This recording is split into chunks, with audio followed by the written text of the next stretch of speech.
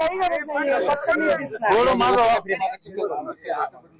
पाणी बघू द्या मागचं. मागे मागे रिकामी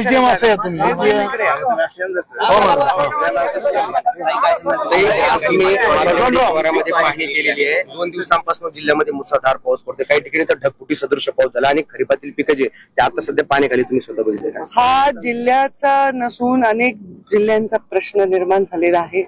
निश्चितच आपल्याला अपेक्षेपेक्षा जास्त पाऊस पडलाय आणि जणू काही ढगफुटी झाली अशी परिस्थिती निर्माण झालेली आहे.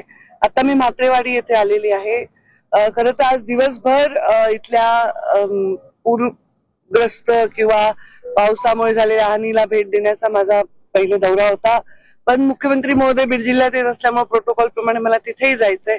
तर मी आज काही ठिकाणी पाहणी करणार आहे, मग मी अधिकाऱ्यांची बैठक देखील घेणार आहे. या अधिकाऱ्यांना सूचना दिलेल्या आहेत की सर्वांनी पंचनामे करावे. जे काही मी पाहते आता अधिकाऱ्यांनी पंचनामे देखील करायला सुरुवात केलेली आहे. कॅबिनेटमध्ये देखील आम्ही या परिस्थितीचा आढावा घेतलेला आहे आणि शेतकऱ्यांना अशा वेळी दिलासा देण्यासाठी सरकार संपूर्णपणे शेतकऱ्यांच्या पाठीशी उभं राहील, अशा प्रकारची भूमिकाच घेईल असं आम्ही पालकमंत्री म्हणून तसाच रिपोर्ट सरकारला देणार आहोत. खूप अवघड परिस्थिती निर्माण झालेली आहे. कधी पाऊस नाही पडला, गेल्या अनेक दशकात इतका पाऊस पडलाय. त्याच्यामुळे पिण्याच्या पाण्याची वगैरे पुढच्या 1-2 वर्षाची जरी प्रश्न मिटलाय तरी आज शेतकऱ्यांना हाताशी आलेलं पीक हे गेल्यामुळे त्यांची फार परिस्थिती गंभीर आहे. संपूर्णपणे पंचनामे करून ते अहवाल सरकारला पाठवून शेतकऱ्यांना काय मदत करता येईल याच्या संदर्भामध्ये सरकार सकारात्मक भूमिका घेईल. 2 दिवसांपूर्वी तुम्ही नुकसानीची पाहणी करून अहवाल सादर करण्याची आदेश दिले होते.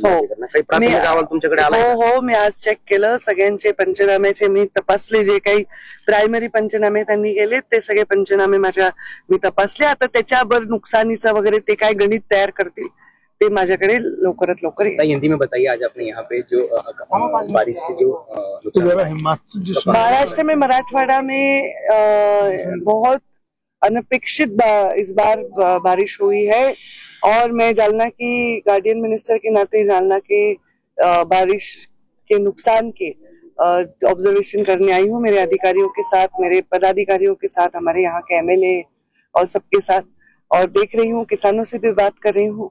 पूरी तरह से सरकार ने आदेश दिए हैं कि इस चीज का पूरा म्यौना हमारे अधिकारी करें और इसका रिपोर्ट हमें जल्द से जल्द दे. मैं प्राइमरी देख रही हूँ कि उन्होंने किया है सारा, यहाँ क्या हुआ है क्या नहीं, इसका सारा रिपोर्ट हमारे पास आया है. अभी पूरा रिपोर्ट बनकर आएगा.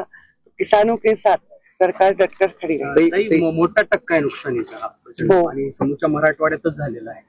खूप म्हणजे मदतीची तात्काळ आवश्यकता आहे. म्हणजे जमिनी खरडून गेलेल्या आहे, मदत पोहोचणं इतक्या तात्काळ. आता हे मदतचा आकलन अधिकारी करतील. काय नेमकं नुकसान आहे, किती मदत अपेक्षित आहे, या सरकारच्या अधिकाऱ्यांना कामाला लावून त्याचे पंचनामे करून मी हे मुख्यमंत्री महोदय, वित्तमंत्री यांना नक्कीच सादर करेन तात्काळ, जेणेकरून त्यांनी पण तात्काळ भूमिका घ्यावी. एक शेवटचा प्रश्न. जालना जिल्ह्यामध्ये अनेक महसूल मंडळामध्ये ढगफुटी सदृश पाऊस झालाय, पण आपले पर्जन्यमापक बंद असल्यामुळे किंवा खराब असल्यामुळे अनेक महसूल मंडळाची खरी आकडेवारी प्रशासनासमोर येत नाही. जसं की जालन्यामध्ये एक वाघरूळ महसूल मंडळ आहे, तिथं ढगफुटी सदृश पाऊस झालाय, पण प्रशासन म्हणते 3% पाऊस झाला, 3 मिलीमीटर. ते तपासते, कारण सगळ्याच मराठवाड्यात झाल्यात, केवळ जालना नाही, बीडमध्ये पण तीच परिस्थिती आहे. मला वाटतं नांदेडच्या इकडच्या पट्ट्यात तीच परिस्थिती आहे. जवळपास या भागामध्ये तीच परिस्थिती आहे. आता isakal.com आहे देशातील नंबर 1 ची मराठी न्यूज वेबसाईट. प्रत्येक अपडेटसाठी isakal.com ला नक्की भेट द्या.